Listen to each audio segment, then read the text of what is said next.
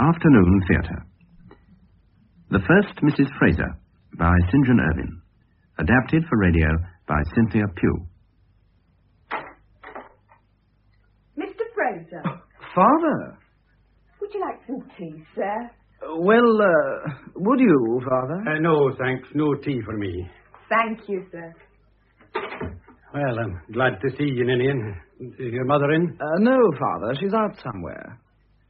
How are you? Out? Where? Just out. She goes out quite a lot. Much more than she did when you and she... Yes. Well, will she be long, do you think? I hope not. She's generally into tea. Is there anything wrong, Father? Wrong? No. Why? You look fussed, and then coming here like this. Why shouldn't I come here? Your mother and I are good friends, no? Yes, I know you sometimes see each other, but I didn't know you dropped into tea like this. How's your wife? Eh? Oh, fine. Won't you sit down? Thanks. Well, I hope your mother won't keep us waiting. Been down from Oxford long? No, not long. This is your last year, isn't it? Yes. Have you settled yet what you're going to do with yourself? Read for the bar. Oh, so you're going in for the law, are you? No, Father, literature. Many authors begin by failing at the bar, and I thought I might as well follow the usual custom. You've a frivolous mind, Ninian. You always had. Well, I owe a great deal to you. 4:20. Dear. I don't wish to pry into your private affairs, but does your wife know you come to see Mother? Certainly. Why not? Like this, dropping into tea. She doesn't know I'm here at this minute, if that's what you mean, but she knows that I see your mother. Doesn't she mind? Mind? No, why should she? Well, you used to be married to Mother, now you're married to her. That seems to me to make a difference. Oh. I'm interested to hear that you always tell your wife when you come to see Mother. You used not to tell Mother when you went to see her. It occurs to me, Ninian, that you're trying to be funny. Well, I'm not amused. That's what Queen Victoria said. Is it? Well, I dare say she had good cause for it. I've come here to consult your mother. Consult her? Look here, you're not going to upset her, are you? Of course not. Because I can't allow that. You see, you're only my divorced father. All right, my boy, all right. I know how fond of her you are. You haven't much liking for me. There's no need to alarm yourself. I simply want her advice. But doesn't your wife... Don't keep on calling her my wife. Call her Elsie. You know perfectly well what her name is. Well, doesn't Elsie give you advice? Look here, Ninian. You'll have to know sooner or later, so you may as well know now. It's about Elsie I've come here. She wants to divorce me. Divorce you? Aye, she wants to marry some other buddy. Already? How long have you and she been married? Close on 5 years. She isn't as patient as Mother was. She lived with you for 20 years.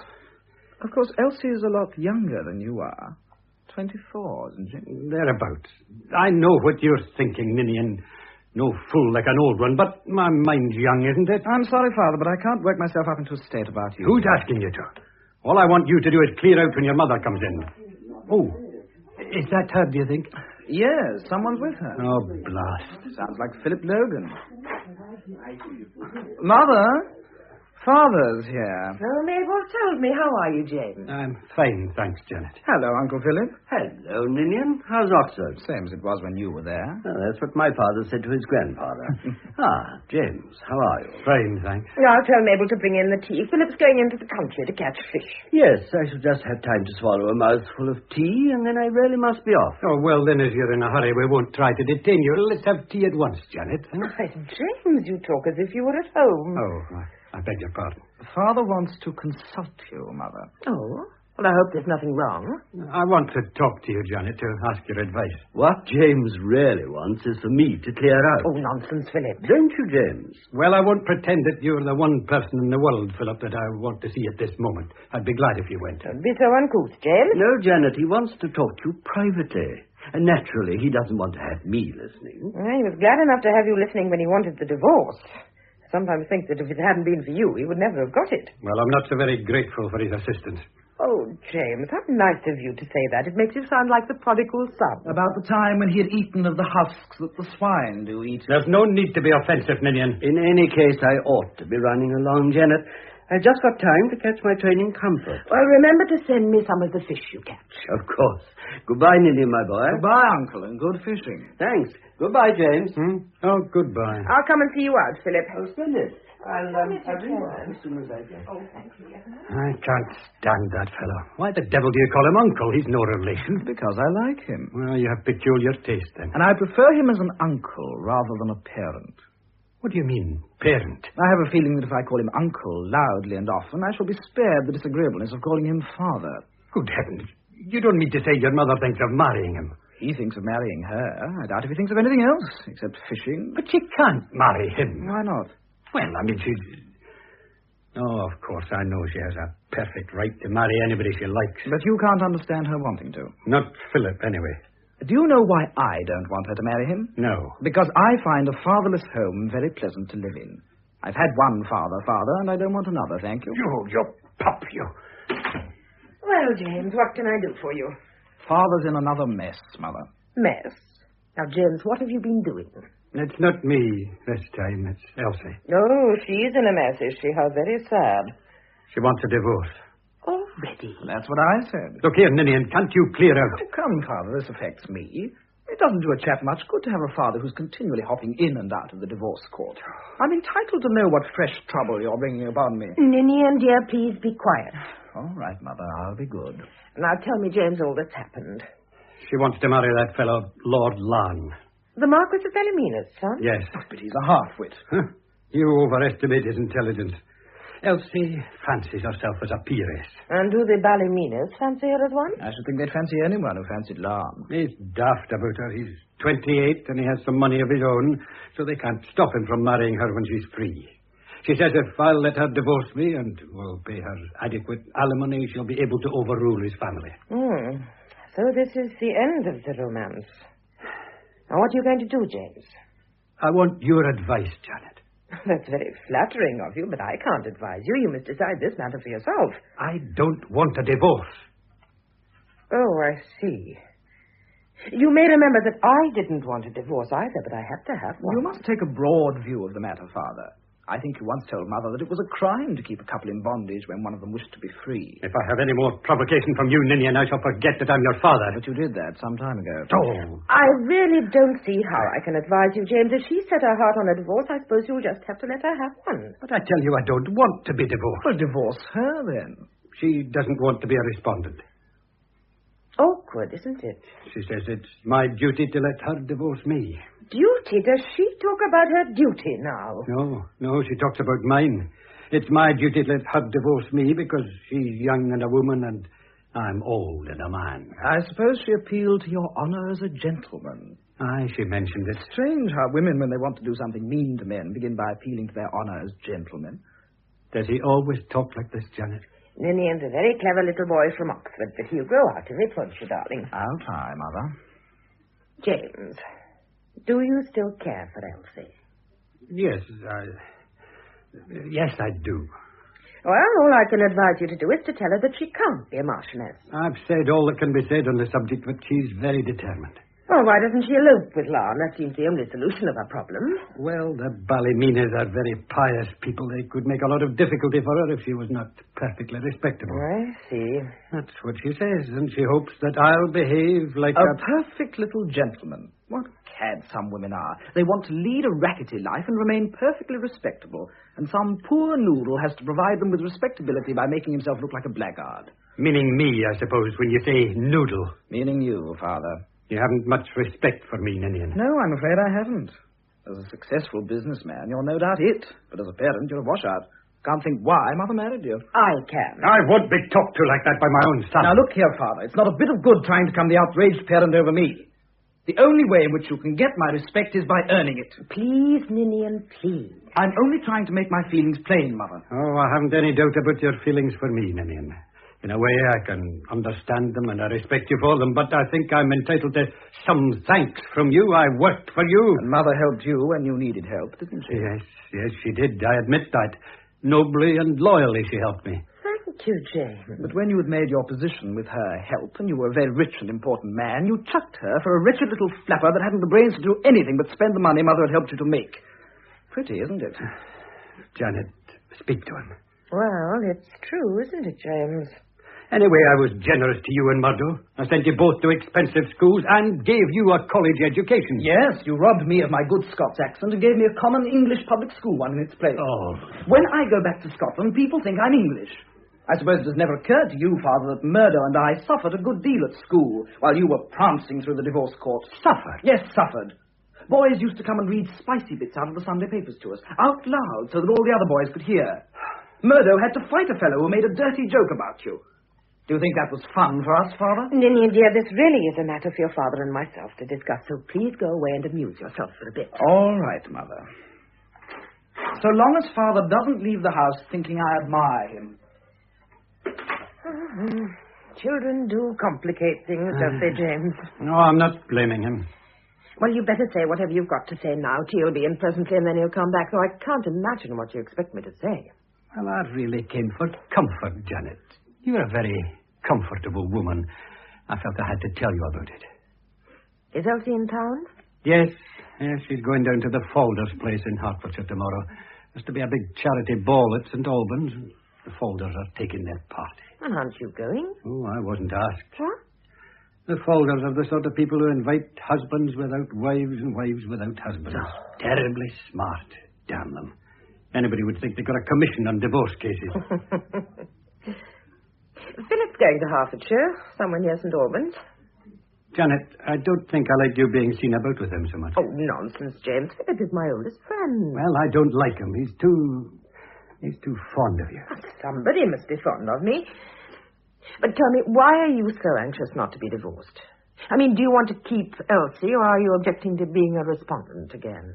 Of course, I don't want a divorce at all, but I don't want to be the respondent a second time. I see. Another suit with me in the wrong would do me a lot of harm. I know for a fact that I was taken off the honours list through the first one. Oh, James, should I have been a lady if I hadn't divorced you? Aye. I was to have had a baronetcy. Mind, I offered to pay a bit more, but they said I couldn't figure in the honours list and the divorce list in the same year. Lady Fraser. Does Elsie know there's no hope of a title for you? Oh, yes, I told her. Oh, Lady Lawrence sounds better than Lady Fraser. And then, James, the prospect of being the Marchioness of Ballymena. Aye, that tells with Elsie. She's quite open with me about it. She has no use whatever for Larn, but she wants his name. Listen, Janet, a second divorce would finish me with some very important people. If I let Elsie divorce me, I shall look like a libertine, divorced twice in 6 years. And people that are ready to overlook the first won't overlook the second. And if I divorce her, I'll look a bit ridiculous. An old man unable to hold his young wife. I'm in a fix. Now, listen, James, I want to understand this situation clearly. Would it upset you very much if you lost Elsie? No, I don't think so. After all, young women, well, sometimes they seem a bit foolish. Always want to be on the move. Well, then, tell Elsie that you won't let her divorce you, but you're quite willing to divorce her. Can you depend upon Larn to run away with her? I don't know. I wouldn't wonder if he remembered the traditions of his rotten family just as he was getting into the boat train at Victoria. Well, I don't believe that Elsie will go on with the business when she realizes that you won't let her divorce you. Oh, thank you, Mabel. You'll have some tea, James? I'd rather have a whiskey and some water, if I may. Will you bring the whiskey, Mabel, please, and some water? And tell Mr. Ninian tea is ready. He's in his room. Yes, all right, madam. I wish you could have a talk with Elsie. I? Talk to Elsie? Aye, she'd listen to you. She has great respect for you, Janet. Has she? Oh, she told me so. The rest of the remark wasn't complimentary to me. The whiskey, sir. Oh, thank you.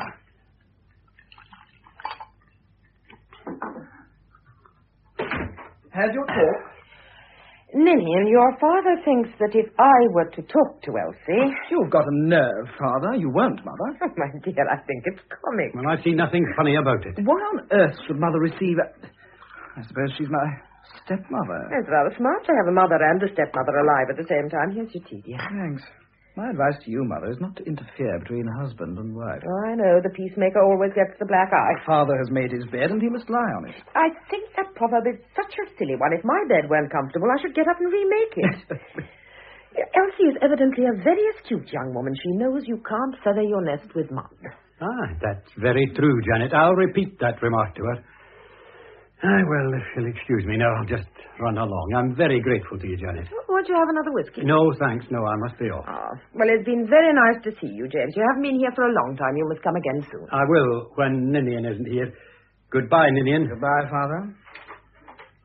Mr. and Mrs. Murdo Fraser. Oh, good Lord. Alice, my dear, and Murdo. Mother dear. Hello, you two. You're just in time to say how do you do and goodbye to Father. Good afternoon, Mr. Well, Fraser. I'm sorry I can't stay any longer. Some other time? I'll see you out, James. I won't be a minute, Alice.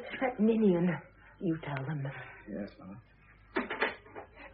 What's Father doing here? I could hardly believe my eyes when I saw him. Oh, he sees Mother sometimes. What's brought you two here? Funnily enough, we've come about him. Or rather, about Elsie. Oh? I came to ask Mother whether I ought to tell Father about the second Mrs. Fraser's getting herself talked about. I say it's none of our business. Well, you needn't have troubled yourself. He knows. That's why he's been here this afternoon. But what's Mother got to do with it? He wanted her advice. Elsie wants to divorce Father. What? So that she can marry Lord Larn. Larn? Good heavens. But what about Mario? Who's he? Oh, he's a speciality dancer at the Half and Half Club. Nationality pretty doubtful, but dances magnificently. Elsie's a member of the Half and Half. And a man I know says she's daft about Mario. Father didn't seem to know about him. I suppose she thinks she'll be able to carry on better when she's married to that idiot Larn. I think Father should be told, but Alice says it's none of our affair. It isn't. But I'm all for getting Father away from her. Then we can get him married to Mother again. Oh, isn't he disgusting, Ninian? Oh, there ought never to have been any divorce. Mother should have sat tight and waited. Father would have come back to her in the end. I believe she's still in love with him. And what about Uncle Philip? Oh, he's all right for tea parties and carrying parcels and things, but Mother would never marry him. Oh, don't you be too sure about that. He's been here a lot lately. He was here this afternoon. He put the wind up Father. Was he here when Father was? Yes, and Father was absurdly jealous. I told you so, Murdo. Your dream of a beautiful reconciliation is a hopeless delusion. Well, I don't think so. Anyhow, if Elsie wants a divorce, she shall have one, with my full blessing and consent. Well? Has he gone? Yes. Oh, your father's really rather a dear, Ninian.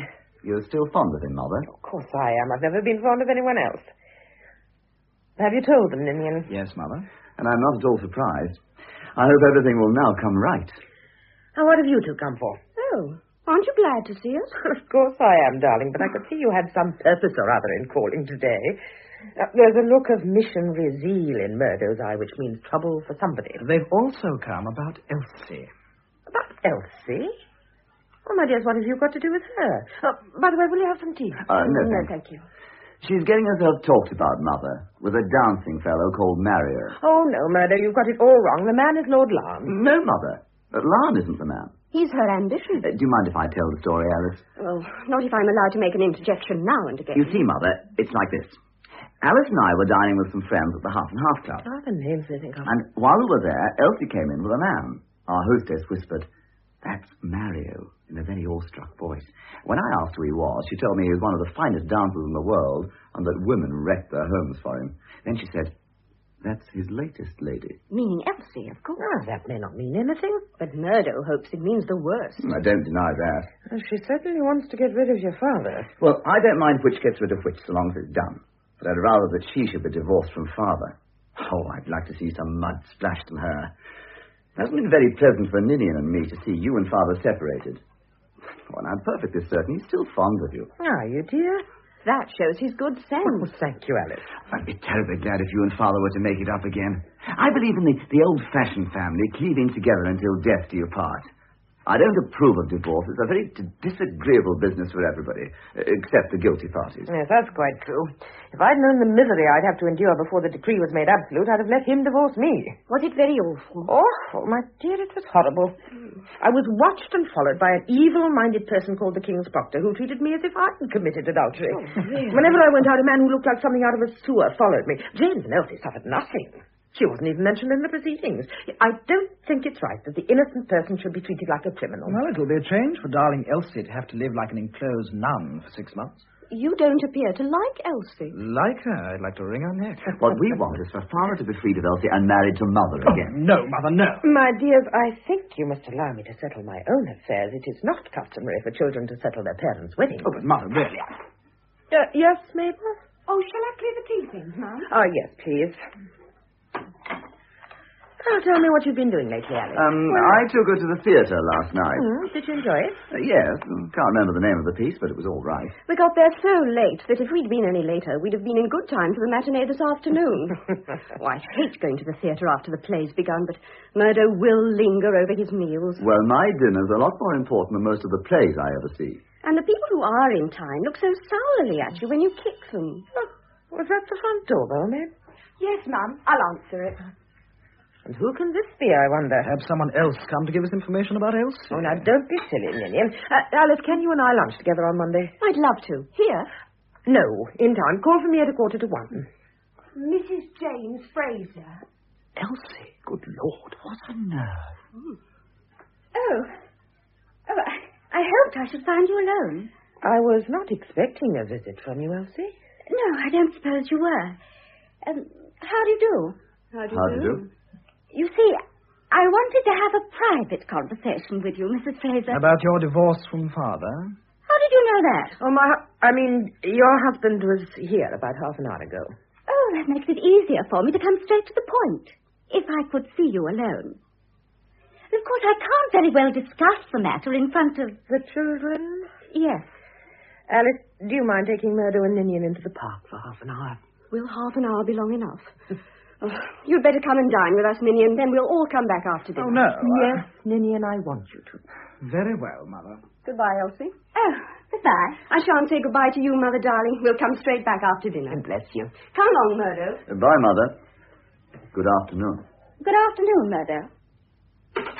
Well, do sit down. They weren't very pleased to see me, were they? Not very. I don't know that I'm pleased to see you myself. I don't blame you. I should feel just as you do. You know, I'm fair-minded. I do see the other person's point of view. Of course, I know it is very odd for one wife to call on the other wife, but people don't feel about these things now as they did in your young days, do they? No, not quite the same. What I really came for was to talk to you about James. Yes? He's not happy. No? No. No, he's not happy at all. I have to confess that I failed to make him happy. Of course I've tried. Heavens, how I've tried. But it's all been useless. The difference in our ages is too great. There is exactly the same difference between your ages now that there was when you married. Yes, but I didn't realize it then. And you're quite certain that you're not making James happy? Oh, quite. The truth is, Mrs. Fraser, he still loves you. Me? I've known it for quite a while now. I'm too young and inexperienced for him, and I can feel him comparing me with you, to my disadvantage. You aren't so very young. I'm under 25. Murdo was born before I was that age. Oh, but people are younger today than they were then. Everybody knows that. But I'm not thinking of myself. I'm thinking of James's happiness. I'd like him to be happy again. And there's only one way to do it. What's that? I must give him up. Really? Oh, I know it isn't going to be very nice, but I'm prepared to make the sacrifice. I don't quite follow you. I understood from James that you wanted to divorce him. Well, yes, of course. But that's only a formality. It doesn't matter so much for a man as it does for a woman. And a woman has to think of her reputation sometimes. Now, listen, Mrs. Fraser. I've thought of an idea. Have you? As I said, I realize that James loves you, not me. Now, wouldn't it be wrong of me to keep you two apart? I've always said that it's a crime to make a couple who don't love each other live together. Tell me about your good idea. Oh, I'm glad you're interested in it. Why shouldn't James return to his old love? You mean me? Yes. Won't you take him back? Aren't you being impertinent? Oh, please don't be angry with me. I know I expressed myself badly, but I'm trying to do the best for everybody. I don't seem able somehow to enter into James's ways. He loves to tell Scotch jokes, and I can't understand them, apart from seeing anything funny in them. Now, you probably have an instinct for that sort of thing. I know it's a trifle, but it's the sort of trifle that tells, don't you think? You are not telling me quite the whole story. You want to marry Lord Larne? Oh, yes, and I'm going to. He's devoted to me. Aren't you just a little more anxious to be Lady Larne than to make James happy? Well, aren't I to have any happiness? You don't expect me to live alone after I've divorced James. You're not going to divorce James. But I assure you I am. You are not going to divorce him. He has been divorced once and he does not wish to be divorced again. Well, how frightfully selfish of him. When I would spend hours and hours thinking of a way to make him happy. When he came here this afternoon, he told me that he prefers that you and he should continue to live together. That's impossible. We can't. Why? I've told you. I don't make him happy. Besides, he's too old for me. That's the real reason? Yes. Do you love Lord Larne? Don't be silly. Of course I do. I shouldn't be willing to marry him if I weren't. Would you marry him if he were plain Mr. Larne? Certainly. I have my faults, but I'm not a snob. Titles don't cut much ice nowadays. It's what a man is that matters. And what is Lord Larne? Oh, he's a very good sort.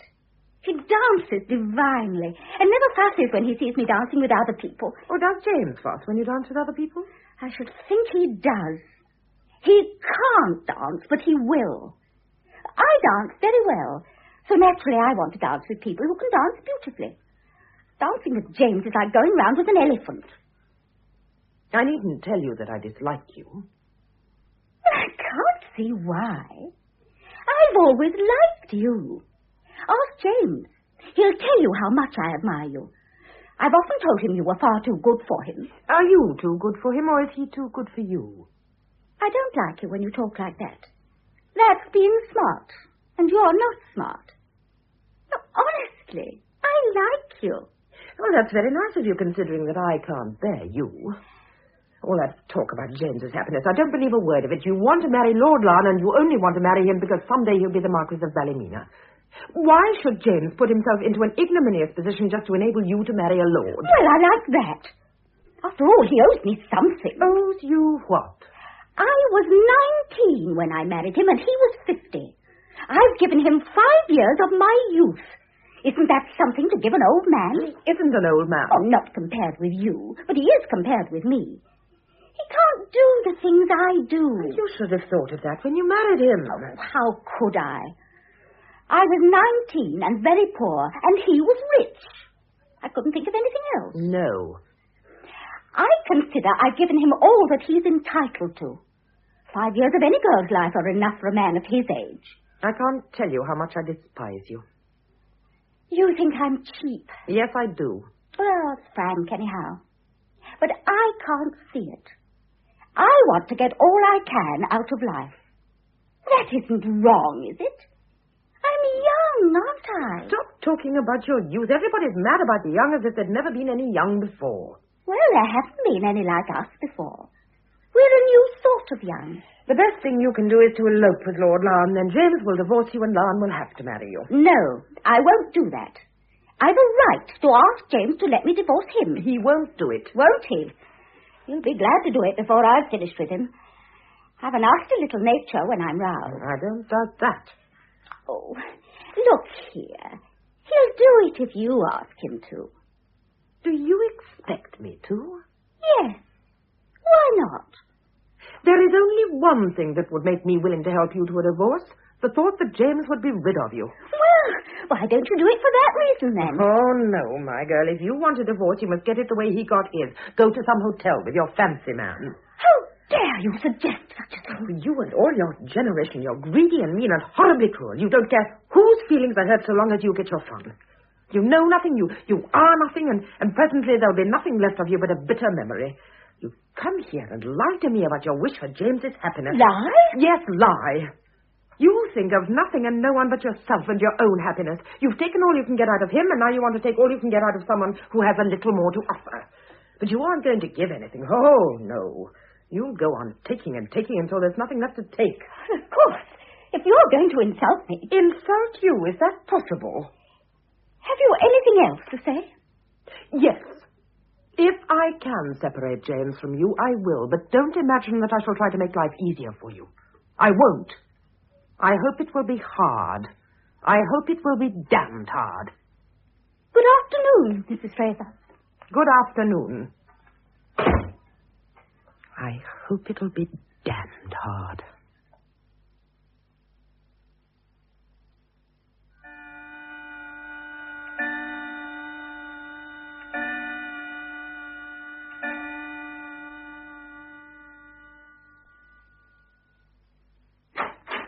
Oh, Janet. Hello, James. Oh, it's only you, Logan. Yes, Mabel told me you were in here alone, and she was sure you'd be glad of a chat with me. That's a very optimistic young woman. And how are you? Oh, so-so. I'm sorry to hear that. Nothing serious, I hope. No, nothing serious. Ah, well, that's all right. I called to see Janet. Mabel said she was out, so I said I'd wait for her. By the way, why are you hanging about here so much? Why, the deuce shouldn't I hang about? Janet's my wife. No, she's not. And I may as well tell you, James, that I hope that before long she'll be mine. Yours? Yes. And I can't say that I greatly care to have you running in and out of the house as if you belonged to it. Who the hell cares whether you like it or not? I think you ought to have more consideration for Janet. I put it to you as one man of the world to another, that if people get to hear that a man with your reputation is visiting her, they'll make some very nasty remarks. You've got a damn cheek. If you had any sense of decency, you wouldn't come here. I don't propose to lose my temper with you, Logan. I should think not. But indeed. you're provoking me beyond endurance. There's no need for you to endure anything. You've got your own home. Why don't you go to it? Oh, look here. I may as well tell you, James, that when Janet and I are married, I will not have you hanging about my house. There'll be no need for me to hang about your house. Janet will never be in it. Ah, that's all you know, my boy. Janet's very fond of me. Look here. I've come to consult Janet on urgent private business, so you'll oblige me by going now. Well, if it really is urgent private business... It is. All right.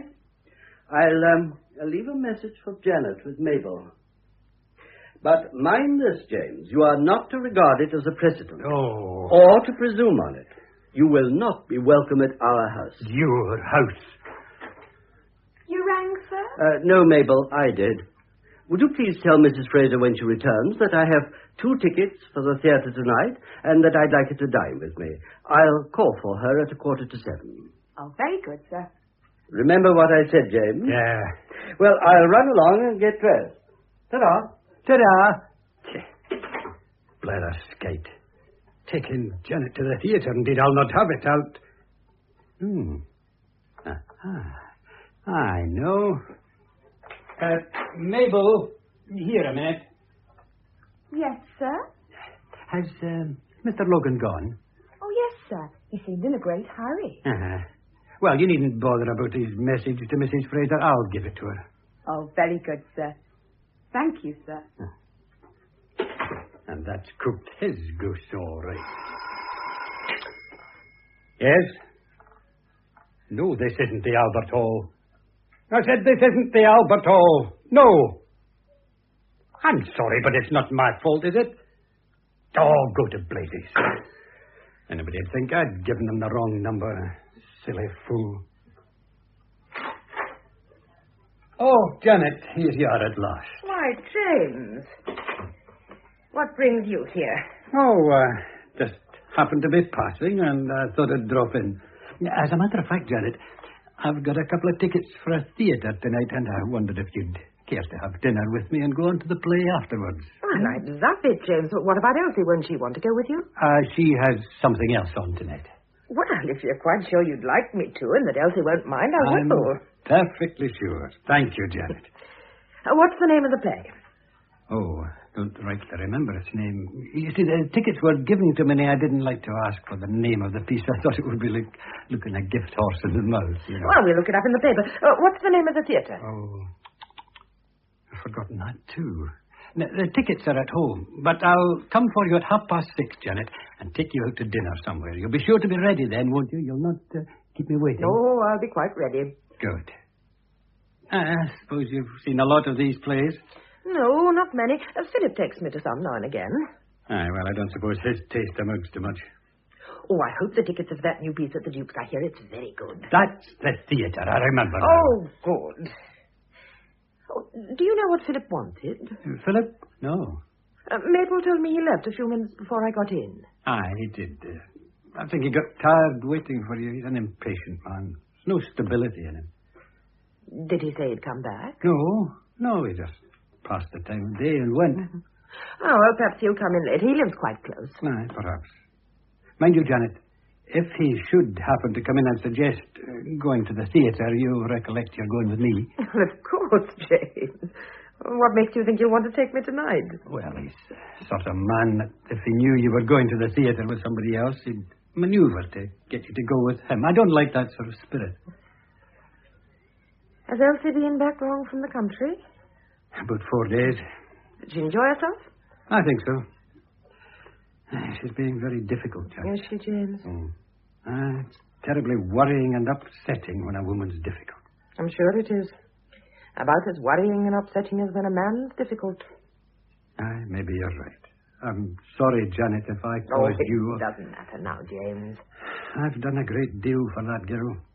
And I've had very few thanks for it. She's not a grateful woman. Well, ought she to be grateful, James? Well, certainly. I'm a kind man, am I not? Yes, on the whole, I think you are. Well, I think kindness calls for gratitude. She's an ungrateful, greedy woman. All take, no give. But there's a limit to the amount I'm ready to do for her, and she's reached that limit. I've done all that I'm going to do for her, and she's done precious little for me. You see, James, she's so much younger than you are. Well, I've made allowance for that. Mind you, Janet, I've tried hard to be young, too. I have a young heart, though I'm not the active man I was. You wouldn't believe the way I've made myself look ridiculous, learning the dances she's daft about. I wish you'd let me see you dance, James. Now you're making fun of me, Janet, and I'm terribly unhappy. Oh, but James, you must have known it couldn't go on. I did, in a kind of a way. But I wanted to make it go on as long as possible. I've always had a great love of youth, Janet. I'd go to dances with Elsie and force myself to do all the things that the young men were doing until I began to imagine that I was as young as they were. And then, suddenly, I'd see myself in a looking glass. An old man with a sagging face that was beginning to wither. No. That sight took all the fun out of me. No, there's no equality, Janet, between the old and the young. How can there be equality between us? We start by taking care of them and finish with them taking care of us.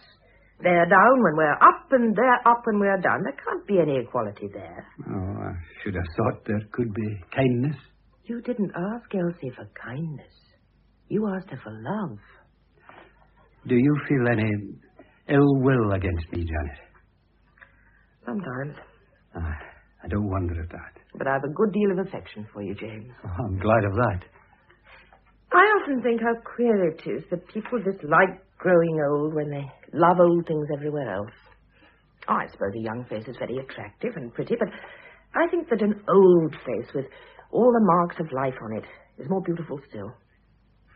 I like the wrinkles round an old man's eyes and the deep lines down his face and the quietness of his ways. The calm look he has. Now, there's some compensation in age, James, if you only knew it. Aye, maybe. Well, now, you must run along home if you're to change and get back here in time. Aye, all right. I'll be back here at 6:30. Now, where shall we dine? Somewhere very expensive. I'd like you to take me to some place where you can't really afford to go. Oh, but I suppose you're so wealthy that there isn't such a place in the world. Doesn't it sound dreadful? Well, I'll ring up all the restaurants in London and ask them which charges the most. Bye-bye for the present, Janet. Now, don't bother to see me out. Oh, and you won't be late, will you? I won't. I promise. Bye-bye, James. Bye-bye. Oh, poor James. Yes? Oh, hello, Philip. No, he's just gone this very minute. No, Mabel didn't give me any message. Oh, yes, I am going to the theatre tonight. No, not with you, with him. Philip, you really must not use that dreadful language. Oh, my dear, I didn't know. Yes, of course. Well, come in and explain it all. Now, yes. Goodbye. Hello, Mother. Oh, hello, Ninian, dear. Your father's just gone. I know. I met him in the hall. What did he want? Oh, just a talk. Elsie's behaving badly to him and making life very difficult. That doesn't surprise me. Detestable person. I met her young man this afternoon. Lord Lance? Yes. You know, he reminds me of one of those things you find underneath stones. I said something about Elsie to him. Ninian, you didn't. I did, you know. What did you say? Something rather spiteful, I'm afraid. He was looking so smug and self-satisfied, I had to. Oh, darling, you are naughty. You shouldn't have said anything. Don't worry, Lamb. He's far too stupid to remember it for more than a minute at the outside. Anybody else been besides Father? Yes, your Uncle Philip. He's coming in now for a few minutes. Oh, that reminds me, Ninian. I'm dining out with your father tonight. We're going to a theatre afterwards. With Father? Yes. Not a word, Ninian.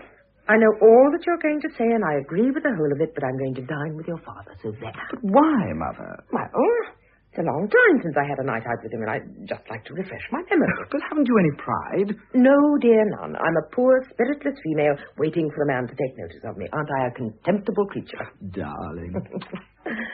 All right, my dear. I know you really love me in spite of my weak womanly nature. Mr. Logan. Janet. Hello, Ninian. Good evening, Uncle Philip. I brought you these carnations, Janet. I'm not sure that you ought to have them. I'll take them all the same.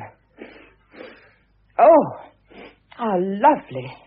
Oh, aren't they, Ninian? Beautiful. How long have you been back, Uncle Philip? I got back last night. Your father's just played a dirty trick on me, Ninian. Oh? Yes, I came here this afternoon to ask your mother to dine with me and go to a theatre. She wasn't in, but your father was. And I was fool enough to let him hear me leaving a message for your mother with Mabel. And he turned it into a message from himself. That's how James made his fortune, Philip. Oh, but you're not going with him, Janet. Indeed I am. It isn't every evening a woman gets a chance of going out with her former husband. I'll go with you another night. He ought to have his head punched. If you're going out, Mother, I shan't dine at home tonight. All right, dear. Will you tell Mabel? I will. So long, Uncle Philip. Oh, so long, my boy, so long. I'll thank you, Philip, for these nice flowers. I'll wear them tonight. Yes, do. And tell James I gave them to you. There'll be a sort of skeleton at the feast. It's a pity you don't like James better. Well, how can I? I like you better. And I like him less than ever now after the shabby trick he's played me. Now, don't be peevish. It doesn't become you at all. Here's a magazine. Will you just sit down quietly with that while I look through these letters? All right. Thanks, Janet. Oh, concert tickets for the 29th. Good. What are they playing? Sibelius, and Fraser. Oh, lovely. Well, my engagement. Hello. Hmm? So that's who he is. That's who is. Look, in the magazine here. This bloke, Mario, the dancer. Look, I thought I recognized his face, but I couldn't place him. Do you mind telling me what you're talking about? Well, it's rather funny. Oh, perhaps it isn't. It all depends on your point of view. Well, go on, Philip. Well, I thought I saw James's second the other night. Elsie? Yes. Well, go on. This chap Mario, I'm certain of him now, turned up last week at that fishing inn where I was staying, about midnight. With a lady. Yes? I'd been out fishing pretty late. There was good water, and I thought the fish would rise, but damn me, the rise they didn't. And I'll leave out the technical details, Philip, and get on with the human interest. Yes, but it's a bit thick when a chap goes off fishing in the dark and comes home with nothing. Yes, but do go on. So I went to the bar, stood myself a good stiff glass of grog, and just as I was saying, "Here's to you, Philip," this couple came in. Mm-hmm. She was all muffled up, and the minute she saw me, she looked away, but she was the dead spit of James's second. Heavens. I heard him asking me if they could have a room for the night, and I said to myself, oh. You would, Philip, you would. Well, I ask you. I said, bless you, my children, and went upstairs. And as I tumbled into bed, I thought to myself, if that pretty lady should turn out to be James's second, this chance encounter would be a bit awkward for her, if James started being snotty about things. And then I went to sleep. In the morning, about 6 o'clock, I was awakened by the sound of a motor car, and being of a suspicious nature, I hopped out of bed and looked through the window. Well, I saw our friend Mario and the lady departing. They didn't see me. Well, did you recognize her? Well, I wouldn't like to take my affidavit on it. But you're pretty certain in your own mind. Oh, yes, pretty certain. Philip, do you know Elsie well? Not what you call well, but I know her. I mean, I've seen her several times. Wasn't there a big charity ball at St. Albans while you were at that place fishing? Yes, it was that very night. Some people from the inn went, but they spent the night at St. Albans. If this couple were at the dance, they must have left pretty early. Did they sign the register? Yes. Mr. and Mrs. Hopkinson. Oh, damn silly to use a name like that. Absolute giveaway. I say, wouldn't it be funny if it was Elsie? Yes, very. I've a good mind to ask somebody to invite me to dine at the Half and Half one night, so that I can go up to Mario and say, hello, Hoppy, old boy. How's Mrs. Hopkinson tonight? I bet I'd have some fun. More than he would. Well, now it's time you went. But look Get here, your Jenny. hat and coat and go. Another night will do for you. James will be here at 6:30, and if I'm not ready to the tick, he'll fly into a rage. I never really liked James, and I like him a lot less now. A great uncouth overbearing. Man, go home. Darling, I adore you. I've told you more than once that I will not have you proposing to me between tea and dinner. After dinner, yes, but at any other time, no. Now go home like a good man. I sometimes wonder whether you take me seriously. I take you as seriously as I can. And to think that you married James deliberately and with your eyes open. What were you thinking of when you married him? Not of you. No, that's obvious. You'd rotten taste then, Janet. But, thank heaven, you've improved. Oh, please, ma'am. Mrs. Fraser's here. Mrs. Fraser? Yes, ma'am. Not Mrs. Murdo? Oh, no, ma'am. The other Mrs. Fraser. Well, I told her you were engaged, but she said she'd wait, so I've showed her into the dining room. Oh, very well, Mabel. When Mr. Logan's gone, show her in here. Yes, ma'am. Oh, Mabel, just a moment.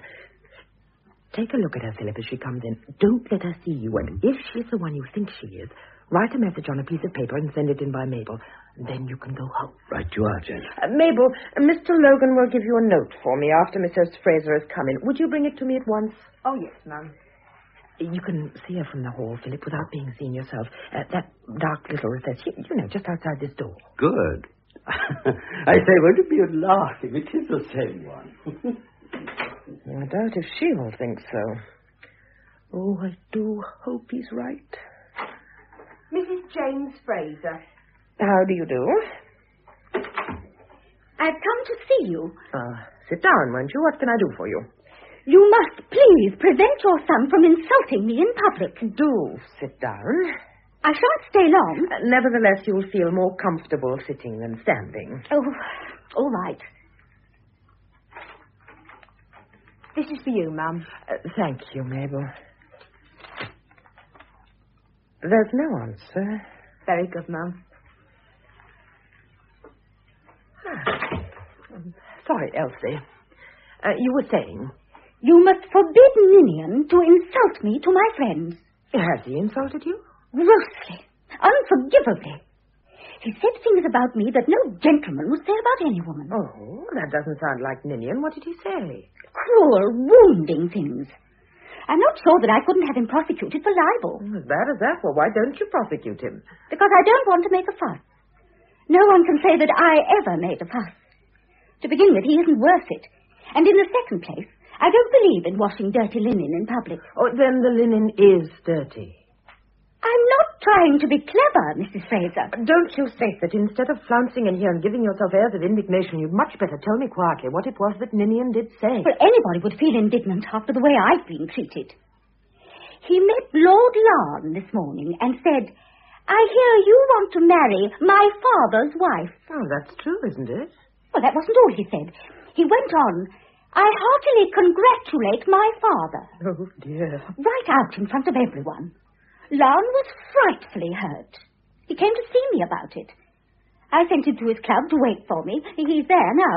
While I came straight here to you to protest against Ninian's ungentlemanly behavior. And what exactly do you expect me to do? Well, I've told you. He's not to talk about me anymore.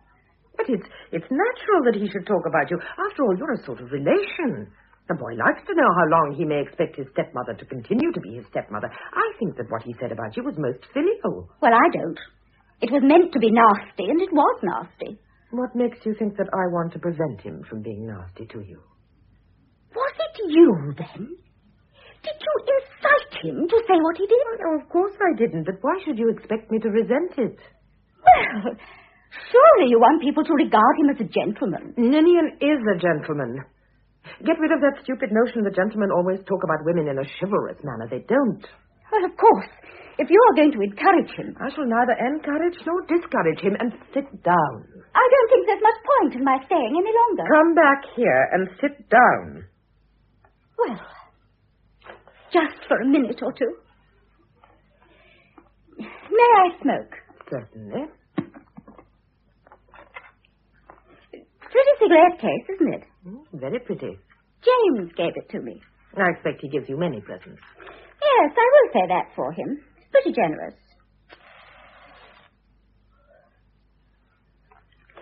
Did he give you much? What about this divorce of yours? Oh, that? Oh, that's all right. Is it? Yes. I expect James will do what I want. Well, why should he? No, don't tell me it's only what a gentleman would do. Well, it is the only thing to do, isn't it?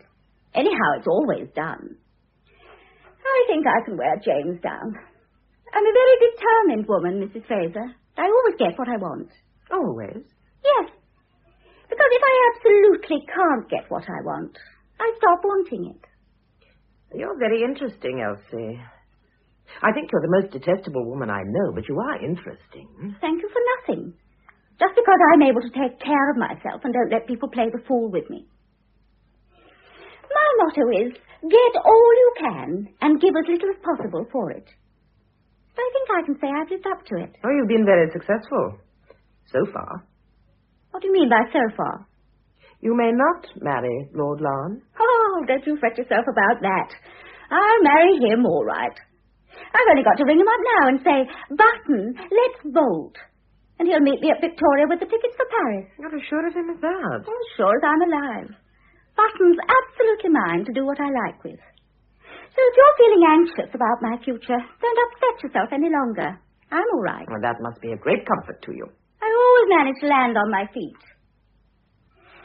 Of course, James is being stuffy and obstinate at the moment, but he'll have to give in sooner or later. And I'm not sure that it isn't good for Larne that there should be all this difficulty. Make him realize what a prize I am. Only I hope James won't keep us waiting too long. Tell me, this is just curiosity. Do you love anybody but yourself? I love lots of people. I'm quite fond of James when he isn't stuffy and obstinate. And I'd really be quite fond of you if you'd let me. I'm not vindictive. I said love, Elsie. I don't follow you. Isn't there someone you love? Well, Larne, I suppose. I mean to say I don't actually dislike him, so I suppose I must love him. Oh. Well, I mean to say, when a woman's willing to live with a man and have children by him, because of course I shall have to have children, the succession, you know. Well, if a woman's willing to do all that for a man, I suppose you'd call that love. Listen, Elsie. Is there anybody in this world whom you love so much that you'd go hungry for them and not care what became of you if only they were safe, even if you got nothing from them but disappointment and misery? Whatever do you mean? Do you love James like that? Or Lord Larne? Good heavens, no. Or Mario? Mario? The dancer. Oh, yes, dear old Mario. Do you know him? No, but you do. Do you love him? Mrs. Fraser. You do love him, don't you? I don't understand what you mean. Even in the meanest heart, there is some love for somebody, and you love Mario. That's the only decent thing in your worthless life.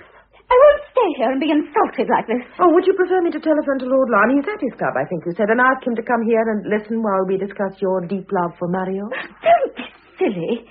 The whole thing's too ridiculous. A woman of your age talking like... Really? You get me in here? I didn't get you in here. You walked in of your own accord. Well, anyhow, when I am here, you begin to make the most absurd suggestions.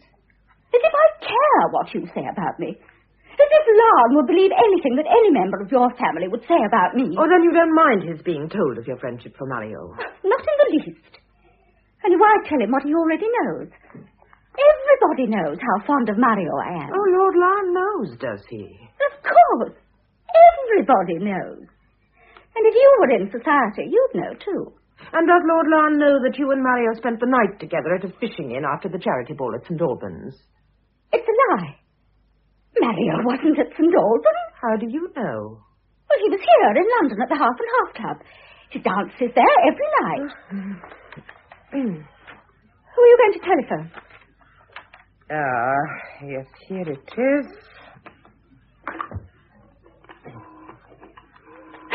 You're just wasting your time.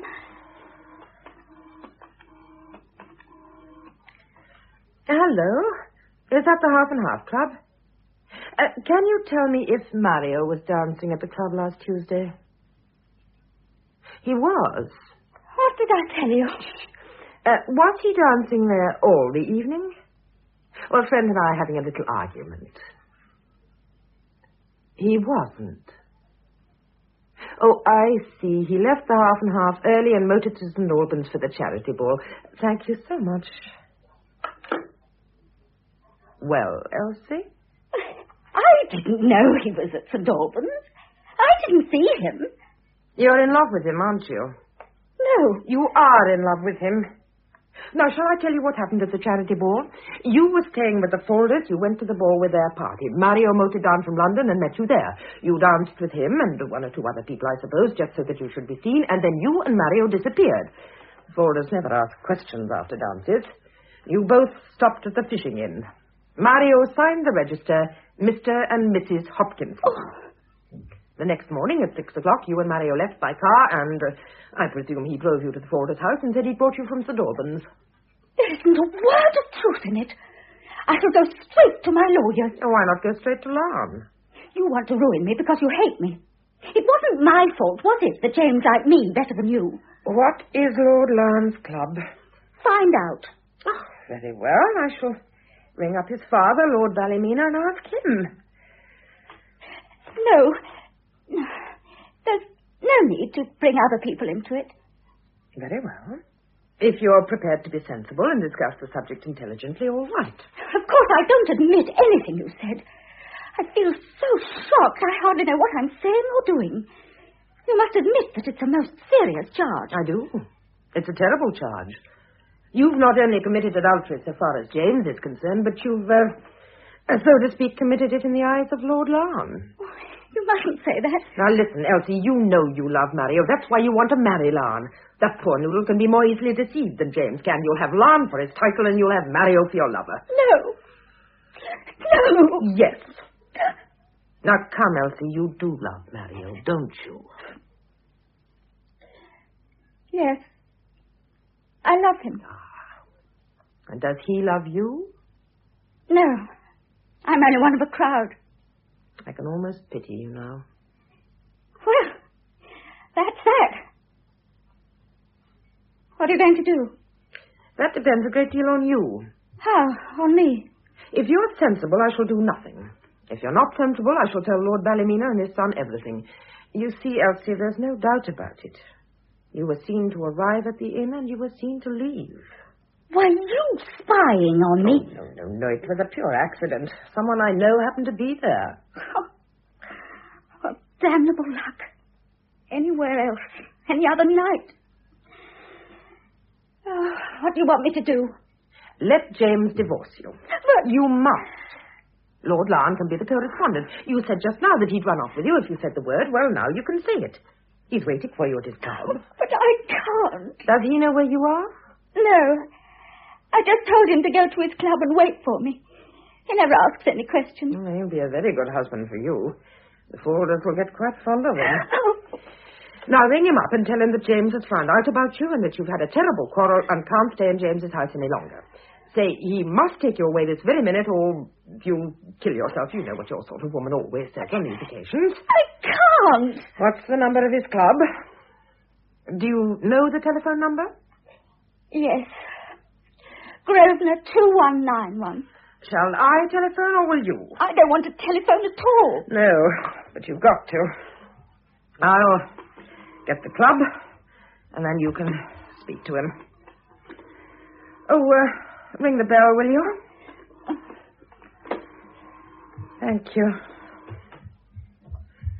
Oh, is that Grosvenor 2191? Is Lord Larne there? Will you ask him to come to the telephone? Mrs. Fraser wants to speak to him. You rang, Mum? Oh, yes, Mabel. Would you just bring me the ABC, please? Yes, Mum. going to speak to him, are you? No, you are. But you said Mrs. Fraser wanted to speak to him. Well, you're Mrs. Fraser, aren't you? Oh, yes. I wasn't thinking. Oh, hello. Oh, thank you. Here, take the phone. He's just coming. Here's the ABC, Mum. Oh, thank you, Mabel. That'll be all. Very good, Mum. I'll just look up the continental trains while you're telephoning. Oh, Button, is that you? Yes, it's Elsie. No, darling. No, listen, Button. Listen. I'm in terrible trouble. Yes. Listen, darling, and don't interrupt. James and I have had a furious row. Yes, about you. All about you. Oh, he was frightfully angry, and he said dreadful things to me. I can't stay here any longer, Button. Yes, I know I'm crying. I can't help it. I'll try to, Button. I'll try to be brave. But you must take me away. Oh, now, tonight. 8:20 Victoria.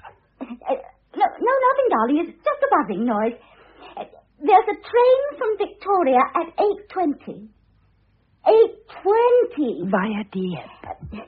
We go by Dieppe. Yes, darling. We'll go to Paris together tonight. Just you and me.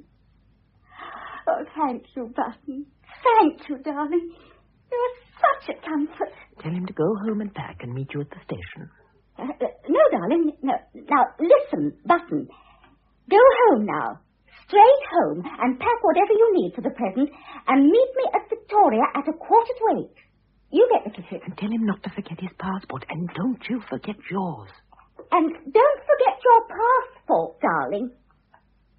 No, I won't be late. 7:45 under the clock. Oh, thank you so much, Button. What should I do without you? No, I shouldn't. I should just kill myself. Bye, darling. He's coming. That's all right, then. This is the first elopement I've ever had anything to do with, and really it's quite enjoyable. Well, now you'd better go home and pack, too. How do I know you won't give me away? You'll have to chance that. You won't, will you? Not if you do as you're told. Don't forget, by the way, to leave a note for James, telling him you've left him and that you've gone away with Lord Larne. And you better get the chambermaid in the hotel to take a good look at you, and keep any bills. You seem to know all about it. Well, you taught me, didn't you? You'll never tell. My dear Elsie, what happens to you after James has divorced you is of no interest to me. Mr. Fraser. Oh! Elsie, what are you doing here? Well, she and I have been having a little chat. She's just going. Goodbye, Elsie. Goodbye. That's damn queer. Yes, quite a coincidence. Husband and wife meeting at the house of number 1, too. Oh, I say, Janet, you're not ready. You know how I hate to be kept waiting. Well, James, I got very interested in something else he was telling me, and then I have to make a couple of telephone calls. I shan't be long. Now, you sit down. Here's some magazines for you to look at. What's that you've just dropped? Hmm? This bit of paper. I'm not quite sure. Philip. Oh, that.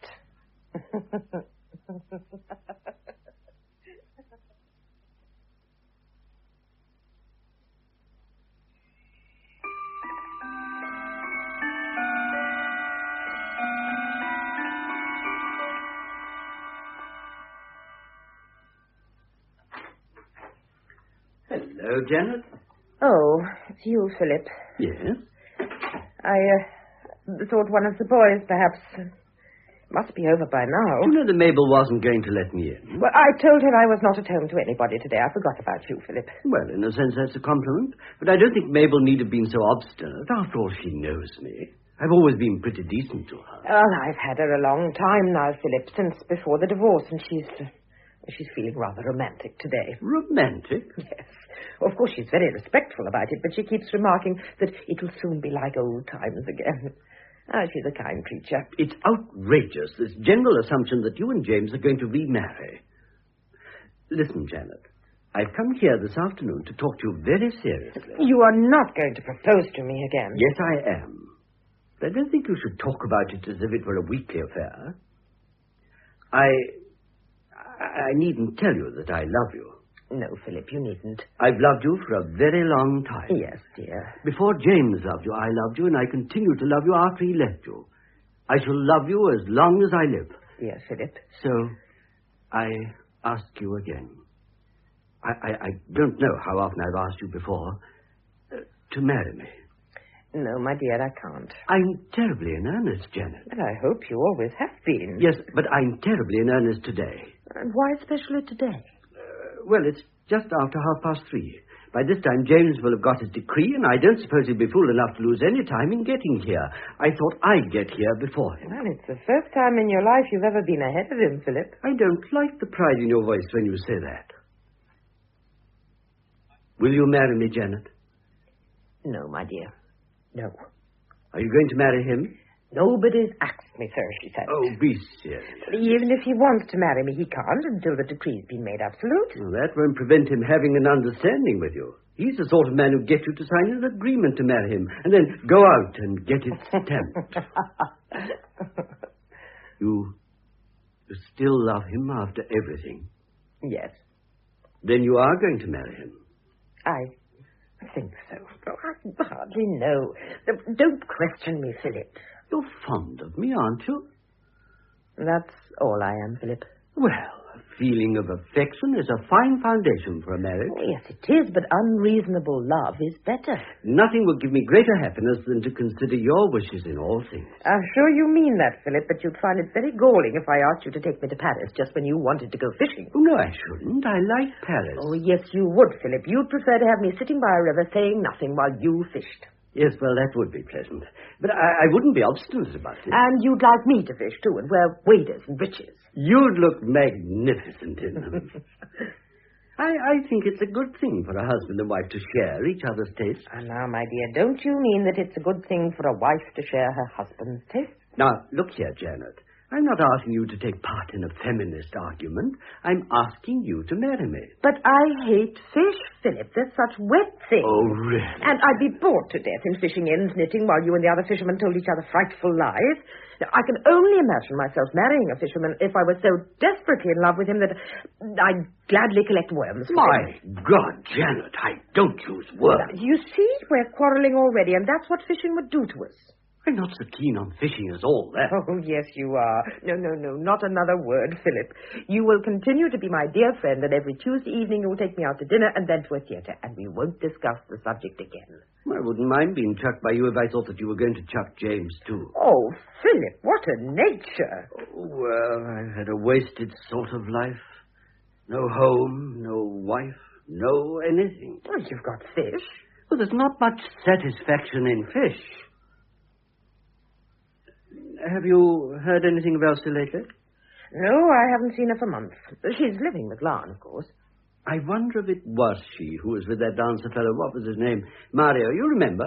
The couple I spotted at the fishing inn. Oh, do you know, I'd forgotten all about that. No, it wasn't Elsie. As a matter of fact, she bolted with Lon that very evening. Just after she'd been to see you. Did she, begad? Mother, darling. Darling. Alice, dear, is it... It's all over, bar the shouting. Hello, Uncle Philip. Hello, Alice, my dear. Yes, the whole thing went through very satisfactorily. It was one of our nicest divorces. Oh, where's your father, Murdo? Oh, he's coming. There were a few things to settle, so we came on ahead to see that, to see that you and he wouldn't be bothered by anybody. Oh, my dear. That's all right, Murdo. Don't mind me. I've already asked your mother to marry me and been refused. Oh, poor Uncle Philip. Run away home, Philip. Well, I certainly have no wish to be here when the fatted calf is brought in. Goodbye, Alice, my dear. Goodbye, Uncle. Goodbye, Janet. And don't forget I'm dining with you on Tuesday. I shan't forget. Oh, and just tell James that, will you? I'll tell him. I'd like him to know. Goodbye. Dining with him on Tuesday? Yes, Murdo, I generally dine with him then. Yes, but things are different now. Different? Things are exactly as they were before. No, they're not. I mean, Father's free, or will be in 6 months' time. I've been seeing a lot of him lately. He's a much humbler man than he used to be. So I should think. Well, it can't be very uplifting to find yourself not wanted by two women. One woman, my dear. I was not at all anxious to be rid of James. Then, Mother, you'll have him back, won't you? My dear, I've not been asked. Oh, you'll be asked, all right. Oh, I can't tell you how delighted I'll be to see you two happy again. Look here, Murdo, you seem to imagine that because you want Father and Mother married again, she must want it too. It's enough for her, I suppose, that your smug respectability is satisfied. Oh, that's not true. And I'm not smug. It is true, and you are smug. Ever since you heard of the divorce between Father and Elsie, you've been rubbing your hands with joy at the thought that Mother would marry him again and make you happy. What does your happiness matter compared with Mother's? How dare you speak to me like that? Children. I'm sorry, Mother, but I'm sick of hearing Murdo say how happy he would be if you and Father were married. As I've always said, Mother ought never to have divorced Father. She should have sat tight and waited. For what? For Father to come back. There are lots of things women ought to forgive in men, and infidelity is one of them. Murdo. That's my point of view. After all, family life has lasted a long time. I said nothing about family life. All I said was that I wouldn't have Mother bullied into marrying Father. Bullied? Yes, bullied. Just to satisfy your suburban desire for respectability. I may be suburban. Now, children. It's my turn to speak. I've been a good, docile mother long enough. I've sat here quietly listening to my betters arranging my life for me. But Mother... I didn't mean to be bossy. No, darling, I know you didn't. Well, now, I've listened to you all, and I think I know quite clearly what's in your minds. However, you must have noticed, or were you too busy telling me your opinions to notice that I hadn't told you mine? Are you going to marry Father? Murder. I think, my dears, that that's the question which only your father has the right to ask. Oh, yes, Mabel? The master's here, Mum. The master? Oh, Mr. Fraser, Mum. He's just come in. He's washing his hands. All right, Mabel. Yes, Mum. How frightfully funny. She called him the master. Alice. We won't stay, Mother. Ninian, you'd better come too. Oh, but yes, Ninian, you go with Murdo and Alice. Take him home with you, Murdo, and tell him some more about the beauties of family life.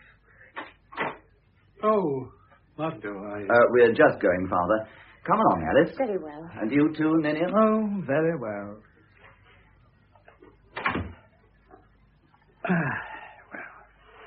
Well, it's all over, Janet. Thank heaven for that. It's been a very wearing business for me. I'm sure it has.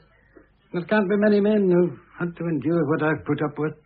Oh, thank you, Janet, for all you've done for me. Oh, not at all, James. I'm obliged to you, of course, yes. But nobody will ever realize what I've gone through. I do, James. You? Oh. Yes, I was forgetting for the moment. Oh, it's a comfort to think there's somebody in the world who can sympathize with me. When I think of what I've suffered for that woman. But there, it's all over and done with. I've been thinking about the future, Janet. Yes, James?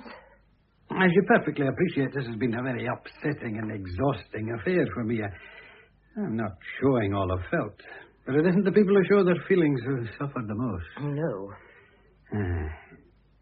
I want to get away from everything and everybody, and I think it would be a good plan for me to take a trip around the world.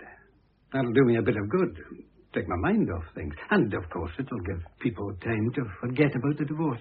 Yes. Can't bear to think of people talking about me. And I'd rather they got it over and done with while I was out of the country.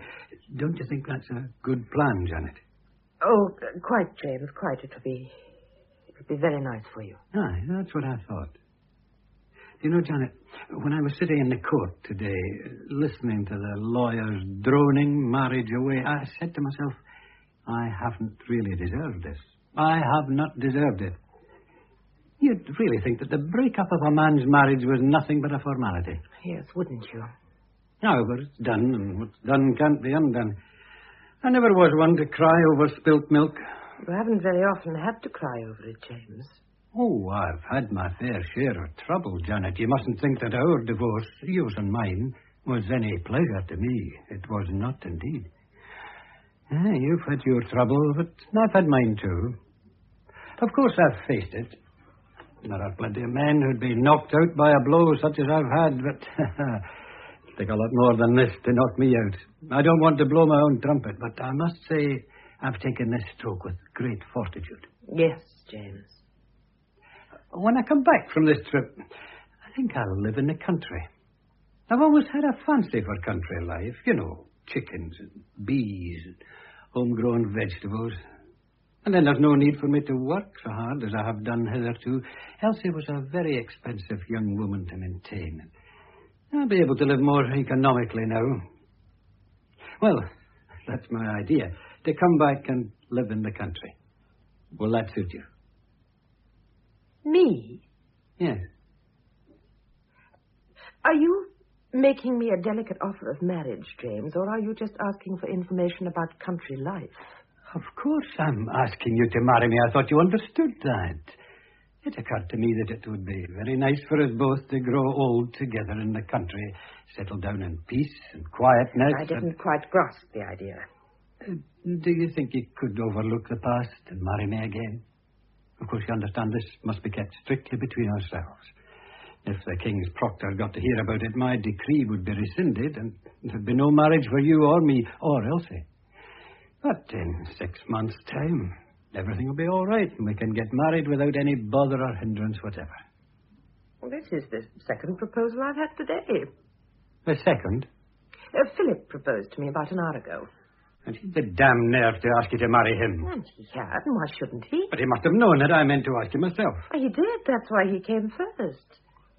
I'm very fond of Philip. Fond of him? Well, yes, I can understand that. In a way, women are very prone to like a weak man. And he's an amiable sort of chap. Good heavens, Janet. You hadn't accepted him. I dallied with the idea. But did you? No, I refused him. Of course you did. A woman of your sensibility wouldn't throw herself away on a man like that. What has he ever done except enjoy himself? Well, the man's an angler. Anybody with an active mind would go mad if he had to sit for hours holding a worm in front of a fish. Now, don't be ignorant, James. Philip doesn't use worms, he uses flies. What difference does that make when it's the same fellow at the other end of the stick? Rod, James, rod, not stick. Well, don't let's bother our heads about him anymore. Well, my suggestion is that when I return from my trip round the world, by which time the decree will be absolute, we get married and settle in a cottage in the country. Will that suit you, Janet? No, James. It won't suit me at all. Well, what will suit you, I'm prepared to fall in with any reasonable suggestion you have to make. Although I should have thought that with 6 months, maybe more, to get ready, you'd be glad to get the ceremony over as quickly as possible. It isn't as if you were a young girl and had to have a lot of follows, is it? No, it isn't, but you've misunderstood me, James. I'm not asking for more time. Then what are you asking for? I'm not going to marry you at all. Not going to marry? Now, come, Janet. Don't be foolish. I'll try not to. It must be very difficult for you to believe that I've not been waiting here for you to come and propose to me, and I won't deny that I've thought about it.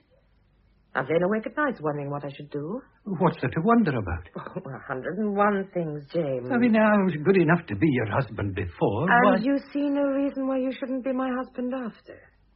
You're rather vain, James. Well, perhaps I am. After all, a man with any stuff in him is always a bit conceited. Will you marry me? No. But why? Because I ran off with Elsie? But suppose I hadn't been divorced and had just gone off with Elsie or some other woman for a while. Would you have taken me back? Probably. Well, then, what's the difference? There is a difference, James. Any man may be unfaithful to his wife and not care a snap of his fingers for the other woman, but you married Elsie. You gave me no peace at all until I'd agreed to divorce you. And even now, if Elsie would come back to you, you'd forgive her. No, I can never forgive her. But you expect me to forgive you. You frightened me when you first came in, James.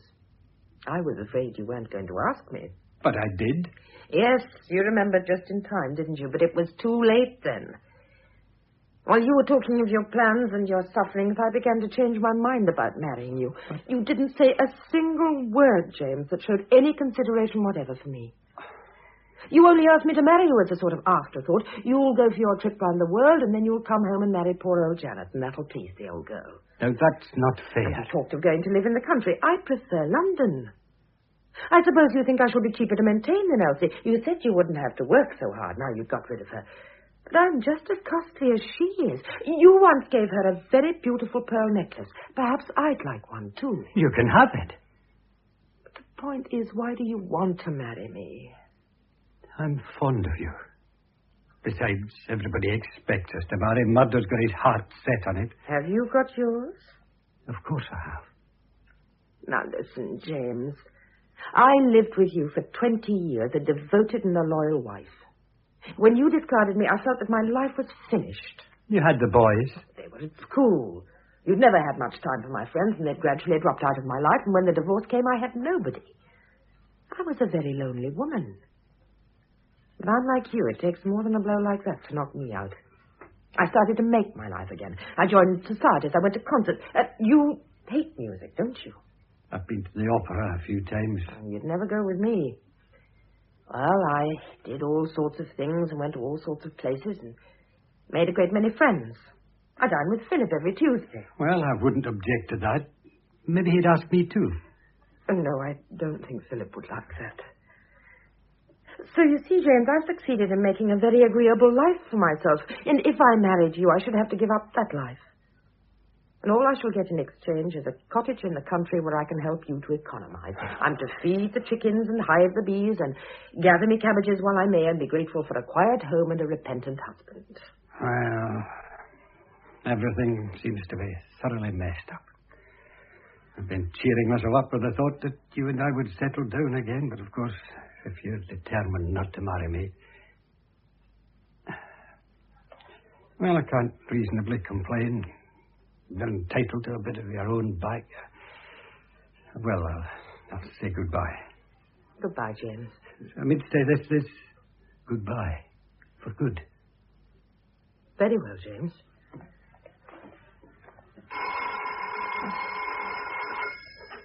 Hello? Oh, hello, Philip. Oh, tell him to go to hell. What? Oh, no, that was James. He says you're to go to hell. Well, no, I shouldn't if I were you. Well, yes, if you want to, but I'm too tired to see anybody. Something for me. Yes, all right, send it along. Goodbye. Well, I'm going. Goodbye, Janet. A pity, of course. A great pity. Oh, did that fellow Philip say he was sending you a present or something? Yes. What is it? Oh, I don't know. He said it was a little surprise for me. I'll surprise him one of these days. He's gone. Yes, you've made a very agreeable life for yourself, Janet. You fool.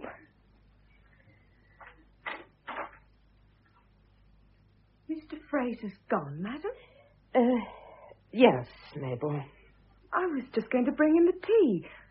Or perhaps he'll be back presently. No, he's not coming back at all. You better bring it in now. Oh, very well, madam. Only, if you allow me to say so, ma'am. Say what, Mabel? Oh, I think it's a pity, ma'am. Oh, I do think it's a pity.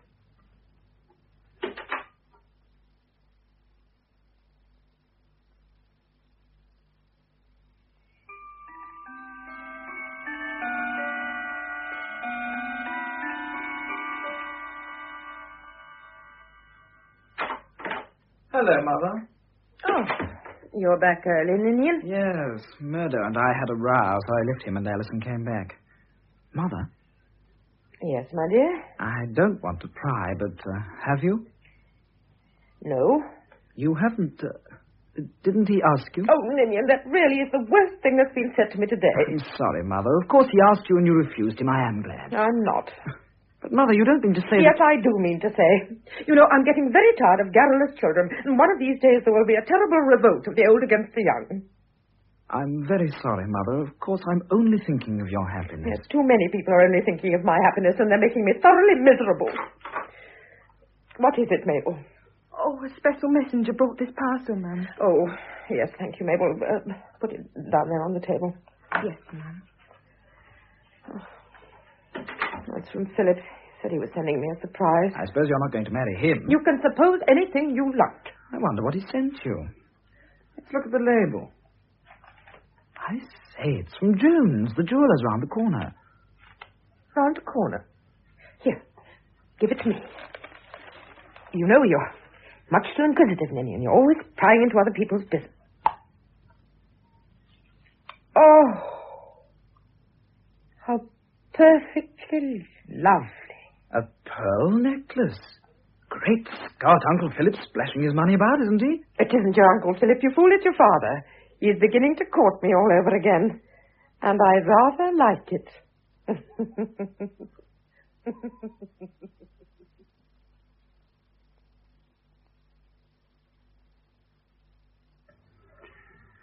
In The First Mrs. Fraser by St. John Erwin, adapted for radio by Cynthia Pugh, the part of Janet Fraser was played by Mary Wimbush, James Fraser by Duncan McIntyre, Elsie by Hilda Schroeder, Ninian, Douglas Hankin, Philip Logan, James Thomason, Murdo, Fraser Carr, Alice, Eva Haddon, and Mabel by Anna North.